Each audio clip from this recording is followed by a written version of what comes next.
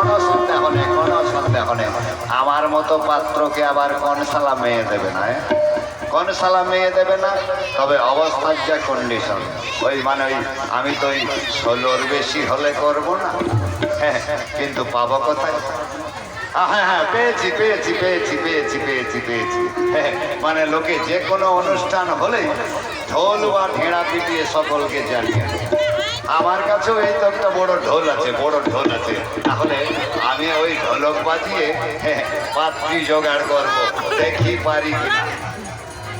16-র বেশি হলে চলবে না। 16 বছরের পাত্রী চাই, 16-র বেশি হলে চলবে না। 16 বছরের পাত্রী চাই, 16-র বেশি হলে চলবে না। দাদু খুব যে ঢোল বাজাচ্ছেন দাদু, তা শুধু শুধু কেন দাদু? এমনি মানে মনের ফুর্তির জন্য দিদিমণি, মনের ফুর্তির জন্য। তাই এখানে কেন দাদু? আপনার বাড়িতে মসজিদে বাজাতে পারতেন। এই বুড়ো পড়েছি, এত বড় একটা কাঠির ঢোল কাঁধি নিয়ে ঘুরে বেড়াতে আপনার কষ্ট হয় না দাদু? কষ্ট কষ্ট হবে আমার, কষ্ট হবে আমার। বলি ঢোল বইতে কষ্ট হবে আমার? বলি কুমিরের কি আর স্বর্ণিপাত হয় দিদিমণি? হয় না, হয় না। তেমনি ঢোল বইতে আমারও কোনো কষ্ট নেই।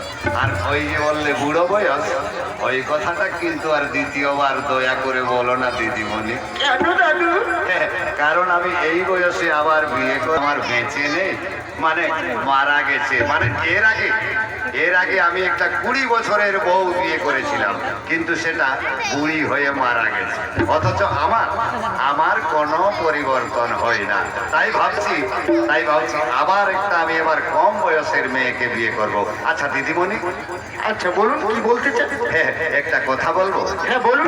হ্যাঁ বলছিলাম, তোমার নামটা কি? আমার নাম শেফালি দত্ত। কি বললে? শেয়ালের গর্ত? না দাদু না, শেফালি দত্ত। ও শেফালি দত্ত, শেফালি দত্ত, ঠিক আছে ঠিক আছে। তা শেফালি দেবী, একটা কথা বলবো? হ্যাঁ বলুন না দাদু, কি বলতে চান? বলছিলাম মানে এই তোমার ওই মানে ওই বিয়ে হয়েছে কি? কেন দাদু?